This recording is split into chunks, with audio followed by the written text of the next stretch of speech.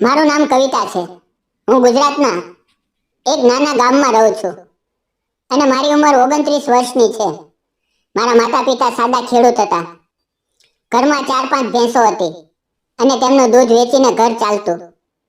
બાળપણથી જ હું ભેંસોને ચારો આપતી, દૂધ કાઢતી અને ઘરકામમાં મદદ કરતી. મેં ધોરણ 10 સુધી અભ્યાસ કર્યો. તે પછી ઘરની જવાબદારીઓ વધી ગઈ. 28 વર્ષની ઉંમરે મારા લગ્ન રમેશ સાથે થયા. રમેશ પણ આ જ ગામના હતા અને ઘરે ઘરે 4-5 ભેંસો રાખીને દૂધનો ધંધો કરતા. તેમની મહેનત, સાદગી અને હસમુખ સ્વભાવ મને ખૂબ ગમતા. અમારી પાસે નાનું પાક્કું ઘર હતું, થોડીક ખેતી અને ભેંસો હતી. અમે બંને મળીને જીવન ચલાવતા હતા. સવારે વહેલા ઉઠીને ભેંસોને ચારો આપીએ, દૂધ કાઢીએ, ગામમાં ઘરે ઘરે દૂધ પહોંચાડીએ. બપોરે થોડો આરામ કરીએ અને સાંજે ફરીથી કામ. રાત્રે અમે સાથે બેસીને બંને વાતો કરતા. 2 વર્ષ પછી અમારા જીવનમાં આવ્યો અમારો નાનો દીકરો દીપક. તેના આવવાથી ઘરમાં ખુશીઓનો મેળો લાગી ગયો. દીપકની નાની નાની હરકતો, તેનું હાસ્ય બધું જ અમારા દિલને ખુશ કરતું.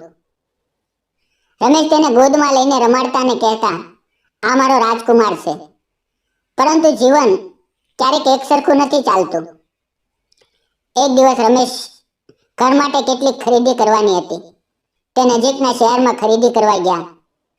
મને કહીને ગયા હતા કે સાંજ સુધીમાં પાછો આવી જઈશ. પરંતુ સાંજે ખબર આવ્યા કે રસ્તામાં એક મોટા ટ્રક સાથે અકસ્માત થયો અને રમેશ ત્યાં જ ગુજરી ગયા. જ્યારે લોકોએ ઘરે આવીને આ સમાચાર આપ્યા ત્યારે મારી દુનિયા અટકી ગઈ. હું દીપકને ગોદમાં લઈને રડતી રહી. નાનો દીપક મને વારંવાર પૂછતો, મમ્મી પપ્પા ક્યારે આવશે? અને હું તેને ચૂપ કરાવતી રહી. પરંતુ મારા આંસુ અટકતા નહોતા. રમેશના ગયા પછી જીવન ખૂબ મુશ્કેલ બની ગયું. મારા સાસુ સસરા ઘણા વર્ષો પહેલા ગુજરી ગયા હતા. મારા માતા પિતા પણ બીમાર હતા, તેથી કોઈ સહારો નહોતો. ભેંસો હતી, પરંતુ બધું એકલા સંભાળવું પડતું. સવારે વહેલા ઉઠીને ભેંસોને ચારો આપવો, દૂધ કાઢવું, ગામમાં ઘરે ઘરે દૂધ પહોંચાડવું, બધું જ એકલા કરવું પડતું. દીપક ત્યારે માત્ર 2 વર્ષનો હતો. તેને એકલો ઘરે મૂકીને કામે જવું પડતું. ત્યારે મારું દિલ તૂટતું. ક્યારેક પાડોશીઓને સોંપીને જાઉં, ક્યારેક તેને સાથે લઈ જાઉં. દૂધ વેચીને જે પૈસા મળતા તેમાંથી ઘરનો ખર્ચો, ચારો, દીપકની જરૂરિયાતો બધું કાંઠે કાંઠે ચાલતું. ઘણીવાર રાત્રે દીપકને સુવડાવીને હું એકલી બેસીને રડતી, વિચારતી કે આ જીવન કેમ આટલું કઠોર બની ગયું. સમાજમાં પણ કેટલાક લોકો સહાનુભૂતિ બતાવતા, કેટલાક અવગણતા, પરંતુ હું દીપક માટે મજબૂત બનીને જીવતી રહી. એવામાં એક દિવસ ગામની પ્રાથમિક શાળામાં નવા શિક્ષક આવ્યા. તેમનું નામ અજય હતું. તે 31 વર્ષના હતા અને શહેરમાંથી ટ્રાન્સફર થઈને અહીંયા આવ્યા હતા. તે ગામમાં શાળા પાસે નાનું ભાડાનું મકાન લઈને રહેવા લાગ્યા. અજય રોજ સવારે અને સાંજે દૂધ લેવા મારા ઘરે આવતા. શરૂઆતમાં તે માત્ર દૂધ લઈને જતા રહેતા, પરંતુ ધીમે ધીમે વાતો શરૂ થઈ. તે પૂછતા, આજે દૂધ ખૂબ સારું છે. કેટલી ભેંસો છે તમારી પાસે?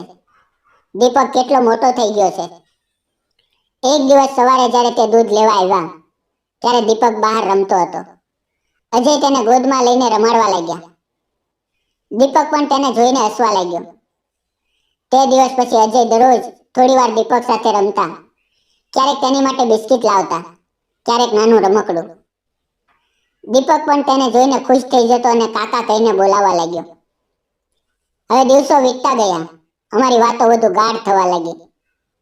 અજય મને મારી મુશ્કેલીઓ વિશે પૂછતા.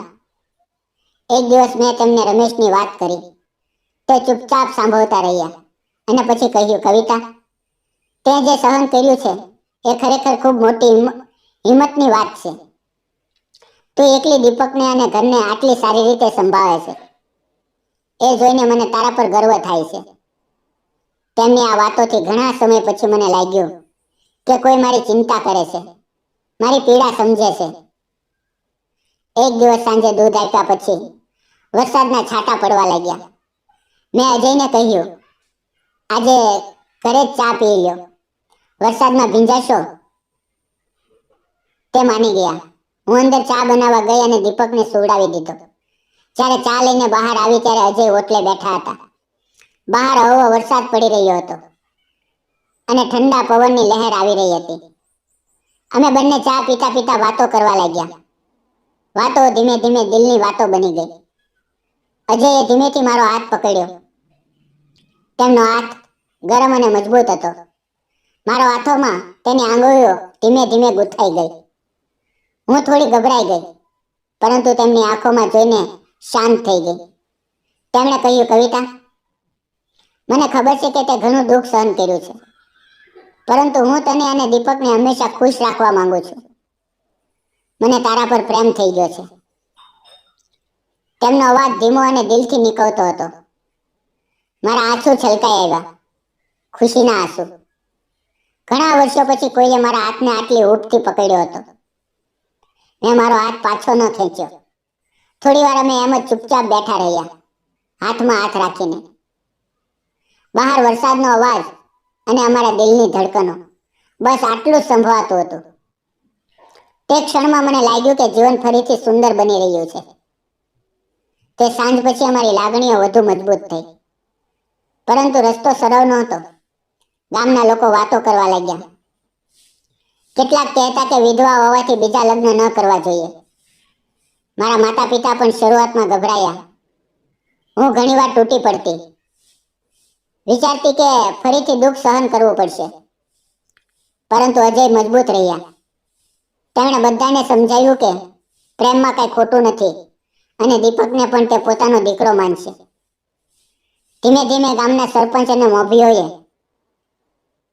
બધાને સમજાવ્યું કે કવિતા જેવી મહિલાને નવું જીવન મળવું જોઈએ અને સમાજે તેનો સ્વીકાર કરવો જોઈએ.